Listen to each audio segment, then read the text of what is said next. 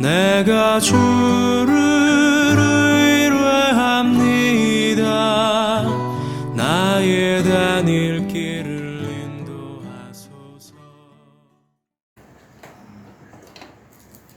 다윗 가문의 또 하나의 불행한 이야기, 좀 부끄러운 이야기가 진행이 되고 있습니다. 다윗에게는 부인이 6명이 있었습니다. 그리고 많은 아들들이 있었는데 그 중에 첫 번째 아들이 암논이라고 하는 아들이었고요. 둘째 아들이 길르압이라고 하는 아들, 셋째가 압살롬입니다. 그런데 첫째, 둘째, 셋째가 다 엄마가 달라요. 그러니까 부인이 6명인데 아들들이 많이 태어났는데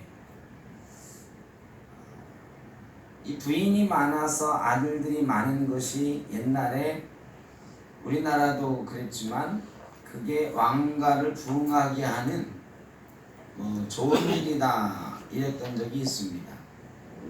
그런데 때때로 그게 왕가를 부흥하게 하고 왕가의 힘을 키우는 방법이 되기도 하지만 때때로 잘못되면 왕자들 간의 분쟁의 원인이 되기도 합니다. 암논이라고 하는 이 왕자가 첫째 아들이니까 왕위 계승 서열 1위입니다. 잘 지냈으면 그가 아마 왕이 됐을지도 모르는 사람이죠. 그런데 이 다윗에게 압살롬이 세 번째 아들인데 그 압살롬의 누이 동생이 다말이라고 하는 여자아이가 있었습니다. 근데 암논이 보니까 다말이 너무너무 예쁜 거예요.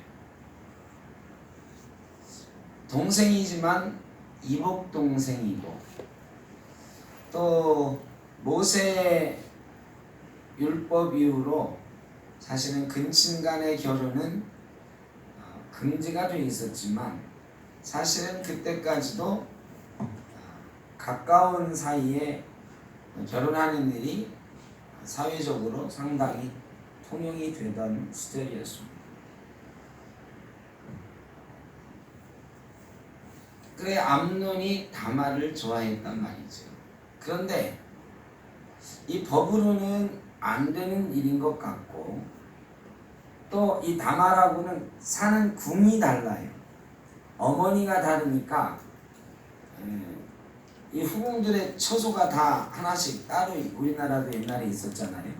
그것처럼 이 다말이 거하는 궁과 암논이 거하는 궁이 달라서 많이 만날 수가 없어요. 또 다말은 처녀이기 때문에 처녀는 더군다나 다른 사람들 앞에 모습을 보이는 일이 그렇게 흔치 않아요. 그래서 이 다말을 좋아하는 암논의 마음은 있지만 다말을 만날 수도 없고 그저 마음에 품고 상사병이 걸렸습니다. 이복누이 때문에 상사병이 들었는데 점점 파리해져 가니까 요나답이라고 하는 암논의 친구가 있는데 요나답은 다윗의 형 시므이의 아들이라 그랬으니까 암논과는 사촌지간입니다.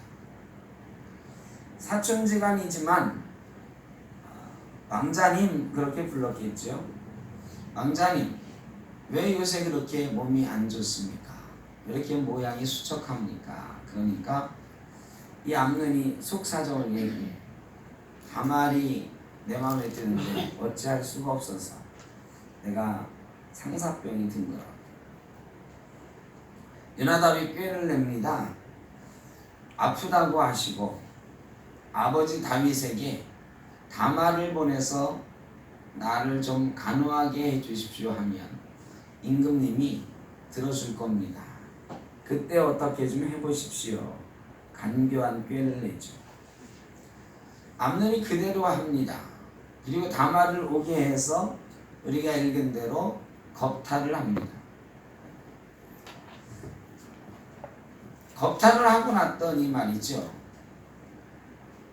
어떤 심리학적인 그 해석이 가능한지는 모르겠지만 이 막 가지고 싶었는데 가지고 났더니 아무것도 아니네 이런 생각이 드는 거예요.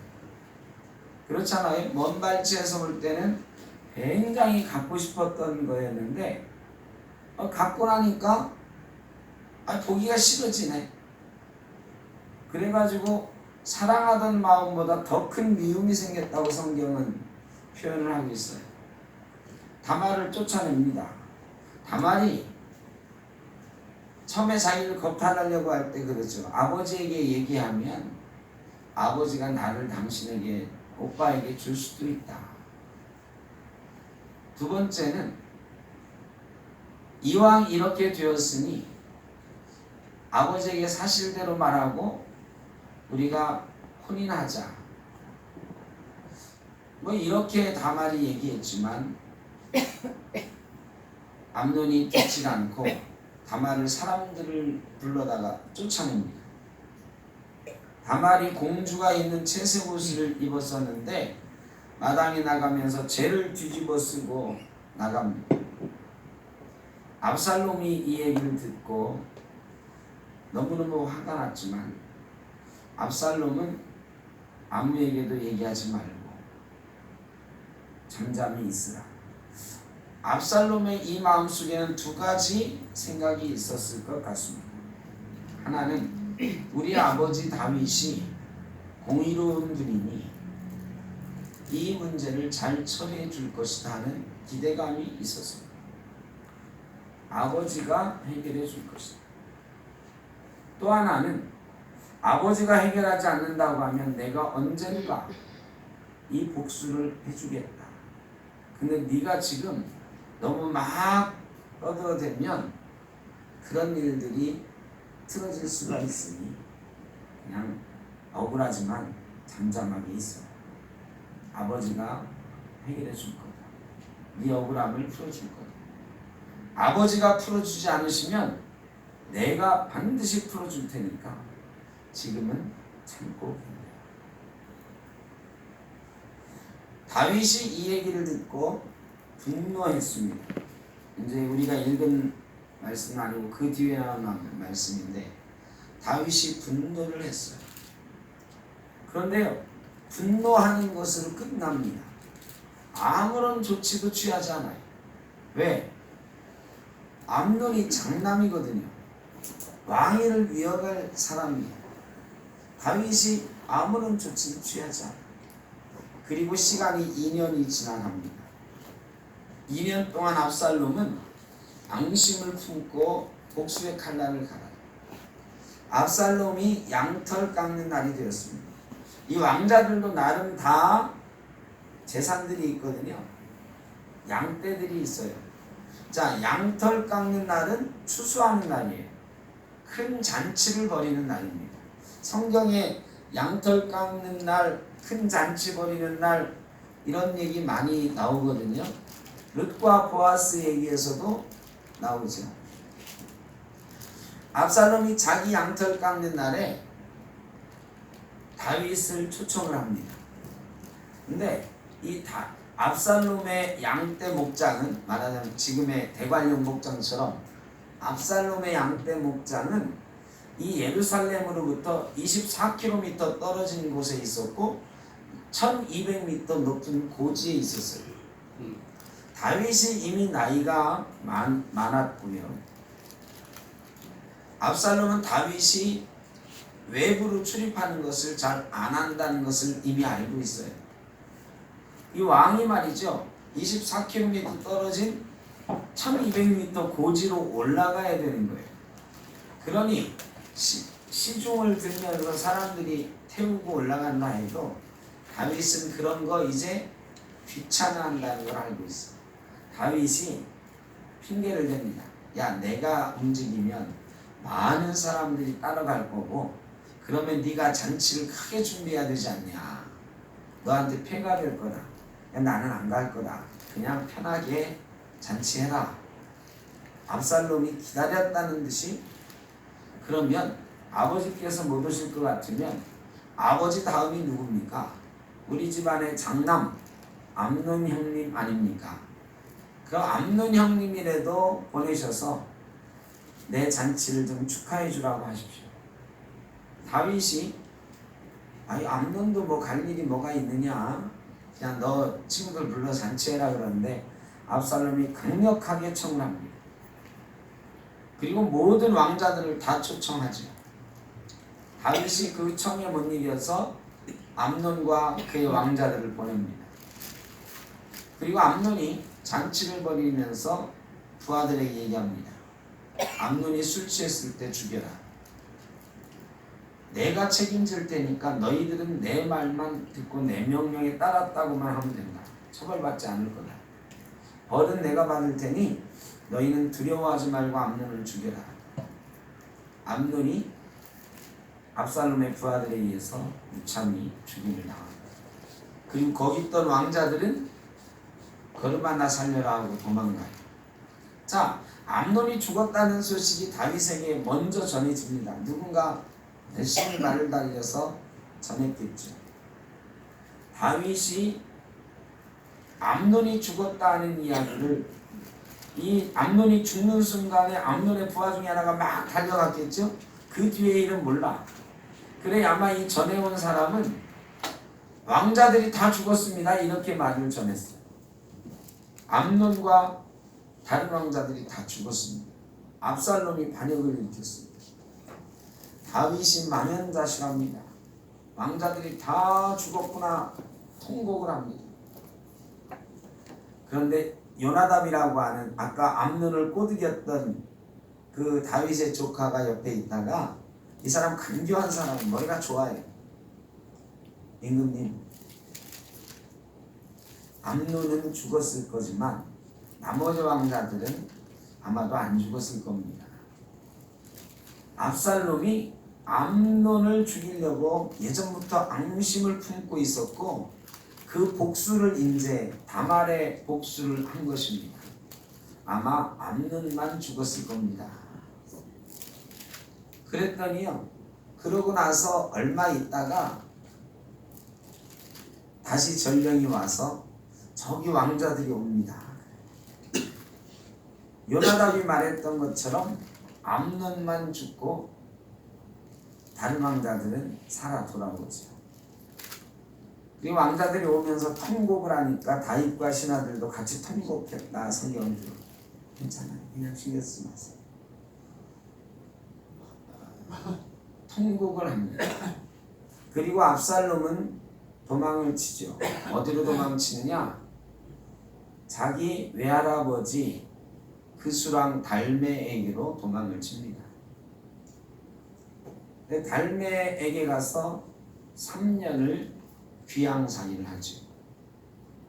다윗이 그 3년 동안에 마음이 좀 풀립니다. 암논은 이미 죽었는데 살아있는 아들 압살롬이라도 데려와야 되지 않을까. 압살롬은 워낙에 다윗이 특별히 사랑하는 아들이었어요. 그래서 압살롬을 다시 데려오라 이렇게 명령을 하는 거죠. 여기까지가 이 13장의 이야기의 전말이에요. 압살롬은 나중에 결국 돌아옵니다. 자, 여러분, 이 다윗 가문의 이 비극적인 왕자들 간의 또 왕자와 공주 간의 죄악의 이야기들인데, 여기에서 우리는 몇 가지 생각을 해봅니다. 첫째로, 왜 이런 일이 일어나게 되었을까? 왜 이런 일이 일어나게 되었을까?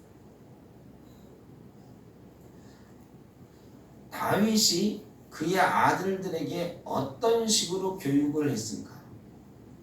다윗이 밧세바와의 관계 속에 죄악을 범하지 않았습니까?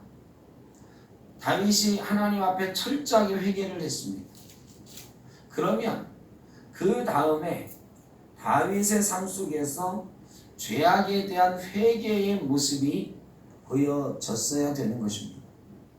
죄악을 철저하게 끊어내는, 말하자면 아들들 앞에 다윗은 그렇게 얘기했어야 됩니다. 내가 하나님 앞에 죄를 지었다. 이렇게 범죄해서 간음의 죄를 범했다. 내가 죽어야 마땅하지만 내 아들이 대신 죽었다. 새로 태어날 너희 동생이 죽었다. 그런데 이제부터는 우리 가문에서는 절대로 이런 죄악이 있어서는 안 되겠다. 다윗이 하나님 앞에만 회개하는 것이 아니라 여러 사람들, 특별히 자기 아들들 앞에서 이런 모습을 보이면서 살아갔어야 됩니다. 그런데 다윗은 나단 선지자가 책망했을 때 그 당시에는 철저히 회개한 것 같았는데 죄를 미워하는 마음이나 죄를 미워하는 가문의 품성을 만들어내지는 못했다. 다윗의 그 뒤의 행보에서도 잘 나타납니다. 죄악이라고 하는 것은 딱 끊어내지 않으면 반드시 그 뿌리가 남아서 또 죄악을 키웁니다. 이런 죄는요, 우리 속에서 떨쳐내기가 그렇게 쉬운 것이 아닙니다. 한 번 회개했다고 이게 죄가 없어지는 게 아니에요. 그래 회개에 합당한 열매를 맺으라고 하시잖아요. 회개에 합당한 열매가 맺어지도록 우리의 삶이 변화되지 않으면 죄는 반드시 우리 삶에서 또 무럭무럭 자라납니다. 사탄은 교묘하게 우리를 꼬드기죠. 다윗의 최대 약점은 회개했지만 그 회개가 하나님 앞에 또 밧세바와의 사건 그 당시 일회성으로 끝났다는 것입니다. 그의 가문에 그 죄악의 뿌리가 물려져 내려가는 것을 다윗이 목격하고도 방기하고 있는 것입니다. 자, 암논이 다말을 겁탈했어요. 자, 왕자지만 여러분 모세의 율법에 의하면 어떻게 해야 됩니까? 처녀를 강간한 사람은 돌로 쳐 죽여야 되는 거예요. 암논은요 돌로 쳐 죽여야 됩니다. 그냥 강간도 아니고 근친상간의 죄를 같이 범한 강간을 한 겁니다. 다윗은 분노했잖아요. 분노했으면 거룩한 분노를 했어야 돼요. 그리고 거룩함에 대한 자기 의지를 보여줬어야 됩니다. 암논을 반드시 벌했어야 돼요. 그런데 암논을 벌하지 않았습니다. 여러분, 죄에 대한 벌은 반드시 있어야 됩니다. 하나님도 용서하시지만 어떻게 한다고요? 벌은 반드시 주신다고 했습니다. 용서라는 것은 벌받은 이후에 행해지는 것이다. 죄를 졌어요. 내가 용서해 줄게. 너 괜찮아. 아무 벌도 안 하면 여러분 그 사람은 어떻게 된다고요? 반드시 또 죄를 짓게 됩니다. 벌을 받아도 또 죄를 지을 수 있는 게 사람인데 죄에 대해서 벌받지 않고 용서받는 게 습관이 되면 죄가 습관이 되는 것입니다. 최근에 일본하고 관계가 미묘하고 어렵지요. 여기서 사실은 우리가 일본을 미워할 필요는 없습니다. 근데 일본에 대해서 아쉬운 것 하나가 그것 아닙니까? 죄를 반성한 적도 있는 것 같아요. 그죠? 지금 외무상하는 고노다로 외무상의 아버지가 총리였을 때 고노다마라고 그래가지고 아주 반성을 많이 한다라고 하는 다마를 고노다마라고 하는 유명한 다마를 내기도 했었습니다. 근데 그 아들은 아버지하고는 완전히 다른 것 같아요. 그러니까 우리가 생각하기에 일본이 자기들이 잘못했다라는 것을 회개하고 회개의 열매를 맺고 있는 것 같지 않다는 게 우리가 좀 섭섭한 거잖아요. 그죠? 사실 일본이 뭐 개별적으로 보면 일본 사람들 굉장히 친절하고요. 굉장히 도덕적이고 좋아요. 그런데 하여간 좀 우리가 섭섭한 게 있는 거죠. 일본이라는 나라나 뭐 이런 것들을 본질적으로 미워할 이유는 없다. 그런데 잘못했던 것에 대해서 적절하게 표현하고 그거에 대한 열매를 좀 맺어줬으면, 반성하는 모습을 구체적으로 좀 보여줬으면 좋겠다 하는 게 우리 국민들 심정인 것 같습니다. 여러분, 하나님께서도 다윗에게 바랬던 게 바로 그런 것 아니겠습니까? 다윗이 잘못했던 거에 대해서 벌을 줬어요. 아들이 죽었어요. 여러분, 근데 그것으로 다윗의 죄가 없는 게 됩니까? 없는 건 아니에요. 하나님이 그저 용서하셨을 뿐이에요. 그러면 다윗은 여전히 자기 죄에 대해서 자각하고 인정하고 계속해서 회개의 열매를 맺어갔어야 돼요. 그 회개의 열매는 자기 자식들에게, 자기 가문에, 자기 나라에 그런 죄악이 다시는 벌어지지 않는 나라, 이런 나라로 만들어가는 이런 열매가 있었어야 된다.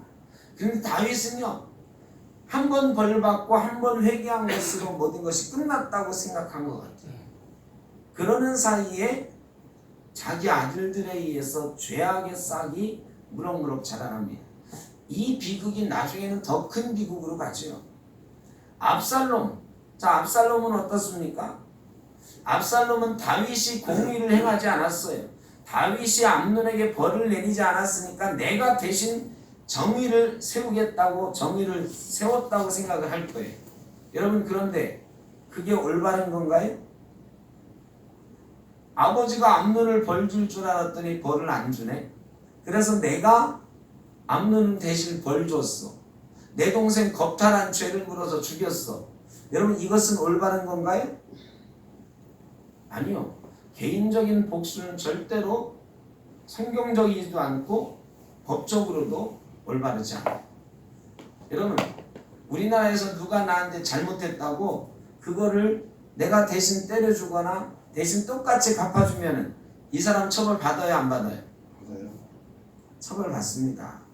개인이 복수하는 건 법으로 엄격하게 금지되어 있습니다.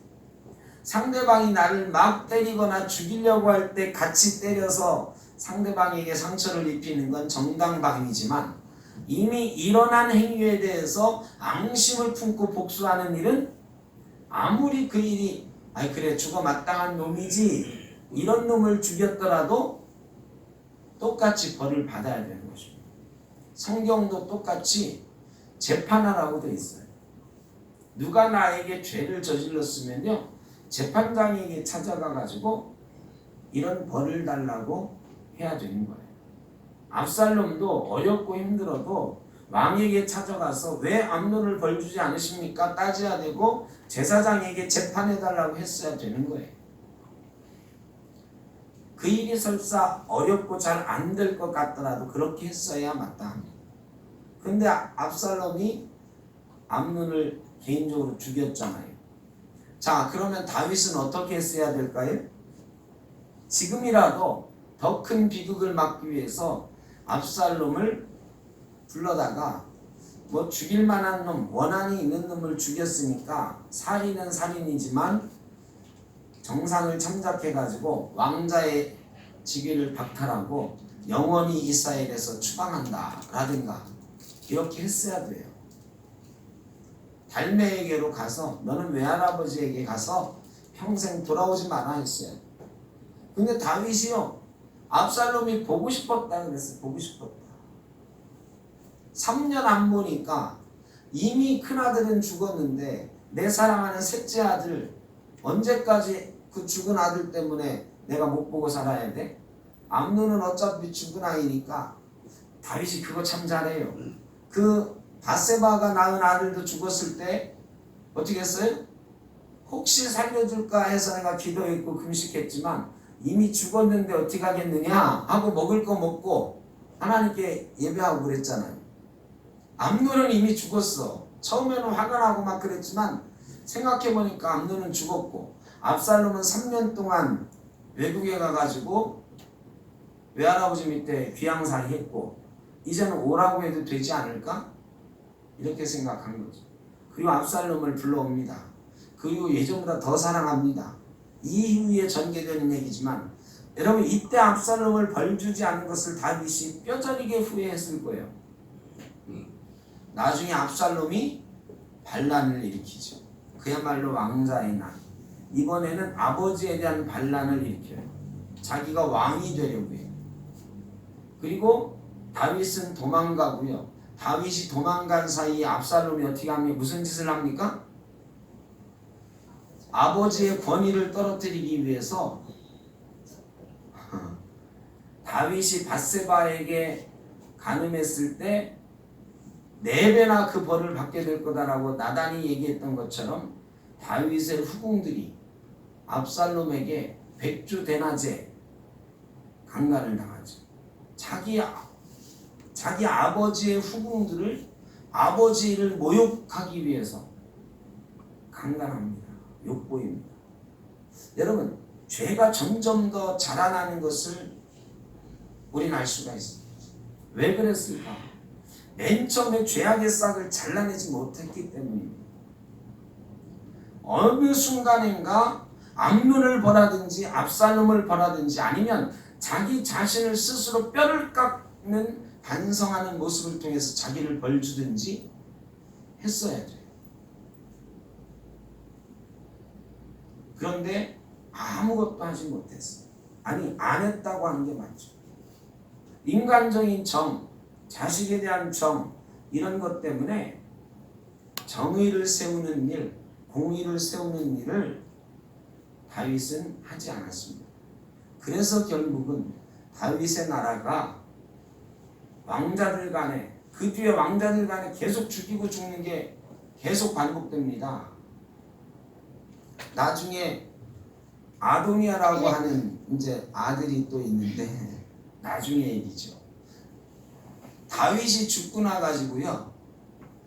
다윗을 이 수종 들던 여인이 있어요. 어린 여자. 근데 이 아도니아라고 하는 왕자가 나중에 말이죠. 자기 아버지가 마지막에 죽기 전에 늙음하게 끼고 있던, 물론 뭐 잠자리를 같이 했는지는 모르지만 어쨌든 잠자리 수종도 들던 그 여자를 자기에게 달라고 요청을 합니다. 이게 말이죠.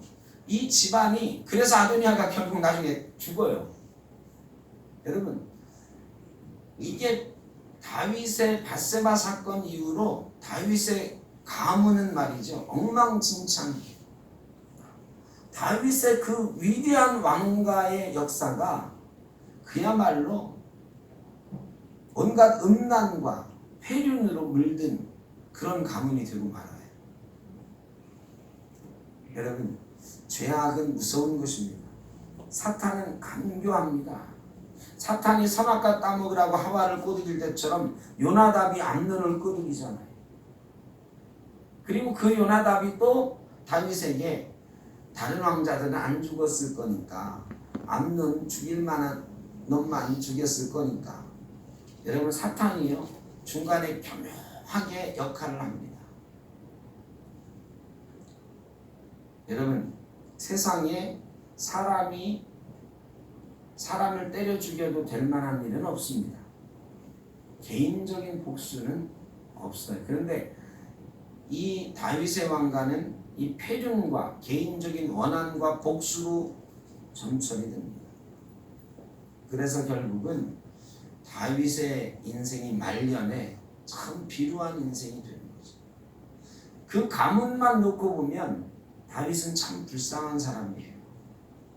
아들들이 서로 죽이는 것을 그렇게 많이 보기가 쉽지 않잖아요. 여러분 이성계가 태종 이방원이 자기 형과 동생을 죽였을 때 어떻게 했어요?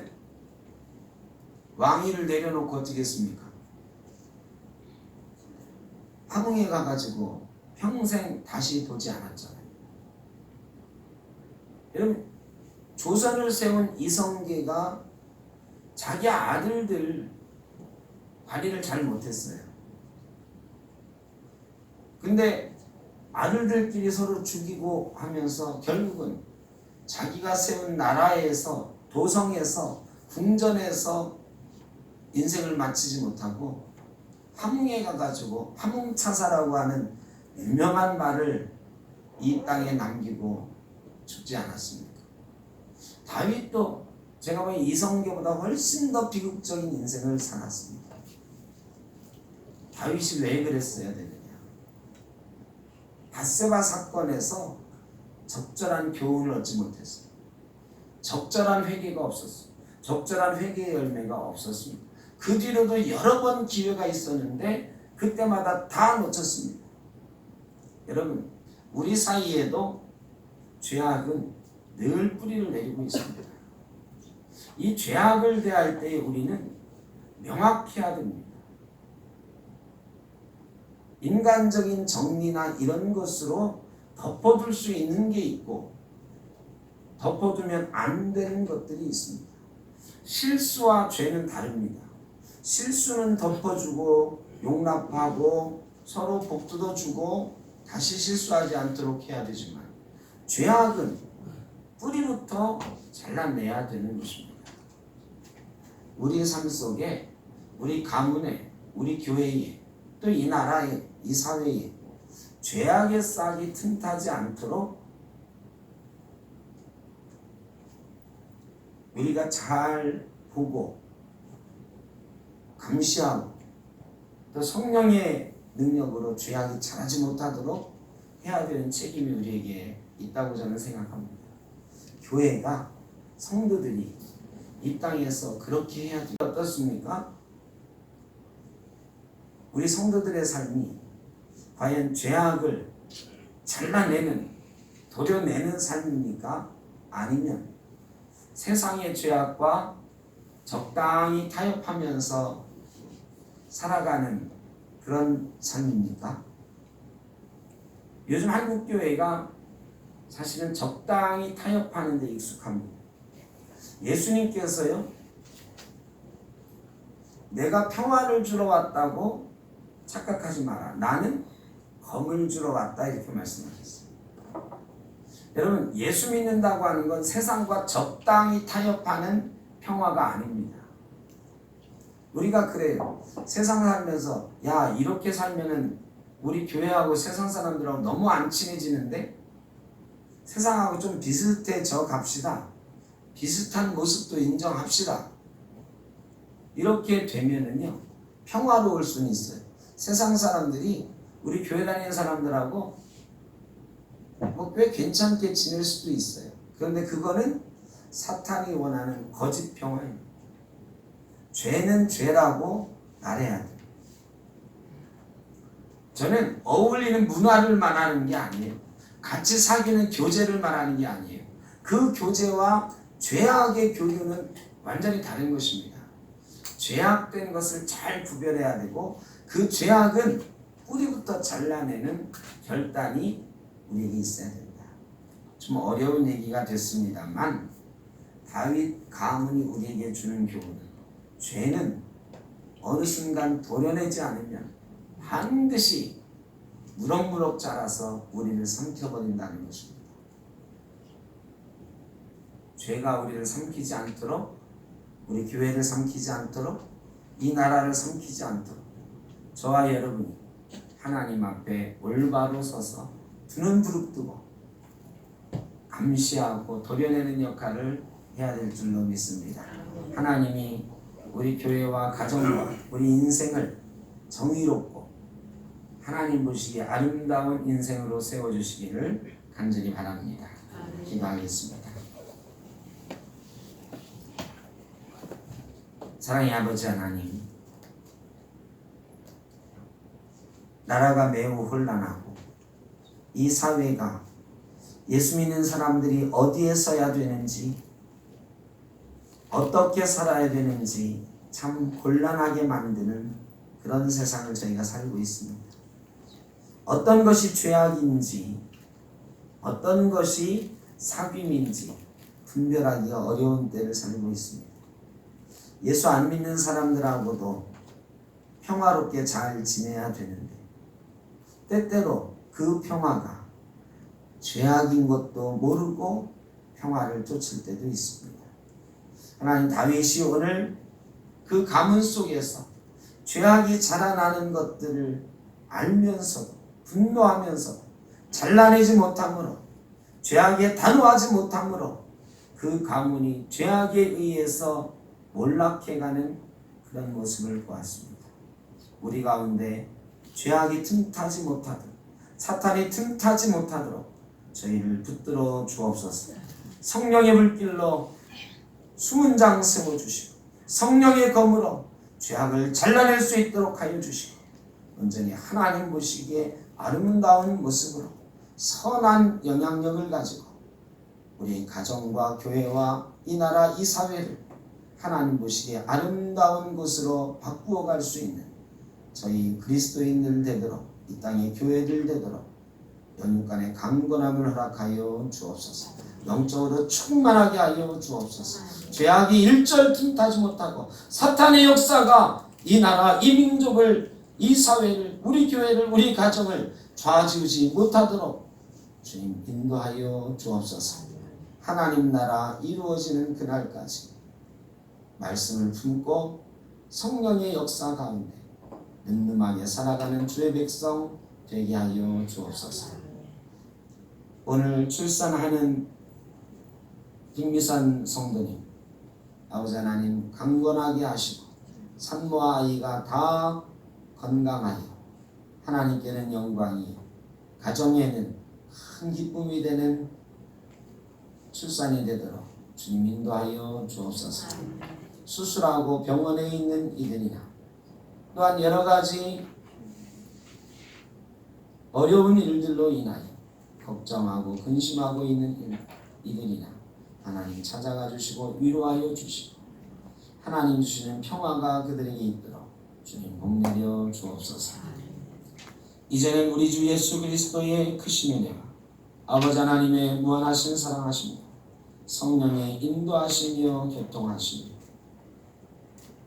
다윗의 가문에서 교훈을 받아 하나님 앞에 회개에 합당한 열매를 맺으며 죄의 근원을 도려내기 위하여 애를 쓰며 살아가겠노라 약속하고 다짐하는 죄 사랑하는 자녀들 우리 머리 위에, 가정 위에, 우리 생터교회 모든 권속들 위에, 어려움 당하고 있는 이 나라 이 민족 위에 영원토록 함께 하시기를 간절히 축원하옵나이다. 아멘.